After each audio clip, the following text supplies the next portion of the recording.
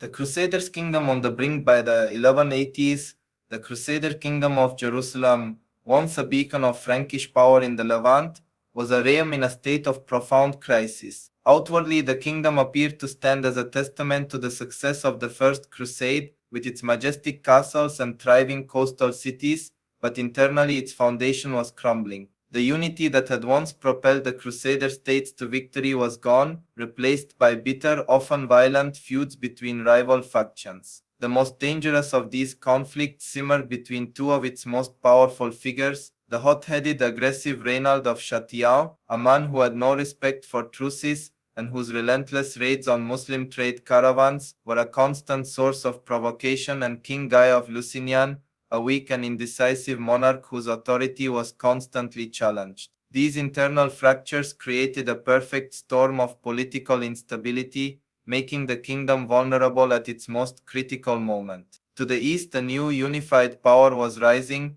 led by a man of immense piety and strategic genius, a man who saw the fractured Christian kingdom not as a permanent fixture, but as an affront to Islam that needed to be expunged. The Crusader lords, blinded by their own internal rivalries and arrogance, failed to grasp the full extent of the threat gathering on their borders. Their kingdom was not just on the brink of war, it was on the precipice of annihilation. The rising tide of Saladin, the man who would change the destiny of the Holy Land forever, was named Yusuf ibn Ayyub, known to the world as Saladin. Unlike the fractured and feuding Crusader lords, Saladin was a figure of singular purpose and extraordinary charisma. He was not just a military leader, he was a unifying force who over 2 decades skillfully consolidated power across the Muslim world from Egypt to Syria, under the banner of a single cause, jihad against the Crusaders and the recapture of Jerusalem. He was a master of diplomacy and a genius of siege warfare,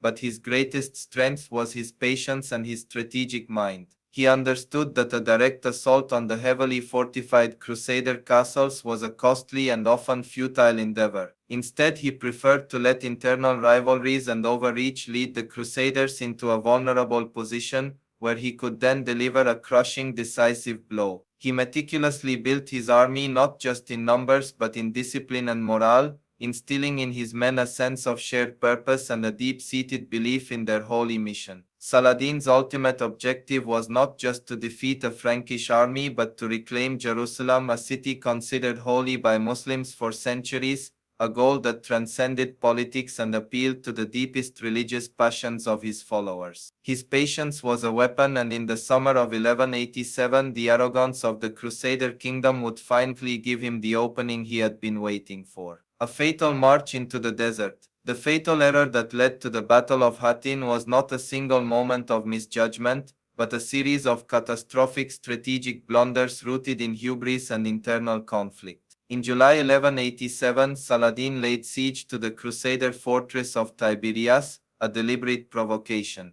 The Crusader leadership gathered at a war council was presented with a stark choice: march to relieve the city and its noble family, or wait and fight a more cautious defensive battle on better fortified ground. The wise counsel of men like Raymond of Tripoli, who understood the dangers of the oppressive summer heat and the scarcity of water, was ignored. King Guy of Lusignan, pressured by the warmongering Reynald of Chatillon and the Knights Templar, made the fateful decision to march his entire army across a barren, waterless desert to relieve Tiberias. It was an act of pure strategic madness. The Crusader army, a massive force of some 20,000 men and knights, began its long, grueling march under the blistering July sun. From the moment they set out, they were shadowed by Saladin's fast-moving archers, who harried their flanks and relentlessly attacked their supply lines, all while ensuring the Crusaders were unable to reach any source of water. The knights' heavy armor and the infantry's thirst turned the march into an agonizing ordeal.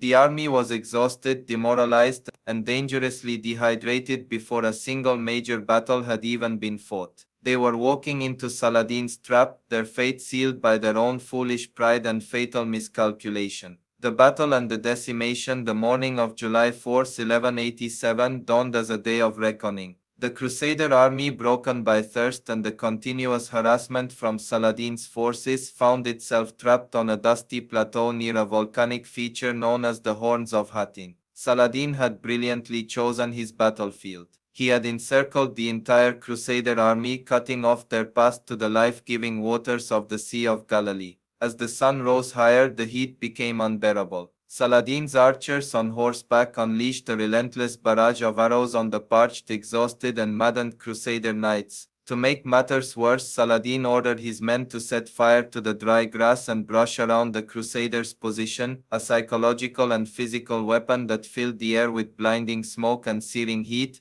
further sapping their will to fight. As the day wore on, the once indomitable Crusader force began to unravel. The heat and thirst broke their discipline, and the infantry, desperate for water, made a disorganized charge towards the sea, only to be cut down by the Muslim cavalry. The knights, trapped and unable to charge effectively, were isolated and picked off. The battle was a massacre, a tactical masterclass by Saladin against an army that was already defeated by the desert itself. The fighting culminated with the capture of the True Cross, a revered relic that was a symbol of the Crusades themselves, a final crushing blow to Christian morale that cemented their complete and utter defeat. The aftermath, a kingdom lost. The Battle of Hattin was more than a military victory. It was a political and existential earthquake that broke the backbone of the Crusader kingdom. The vast majority of the Crusader army was either killed or captured.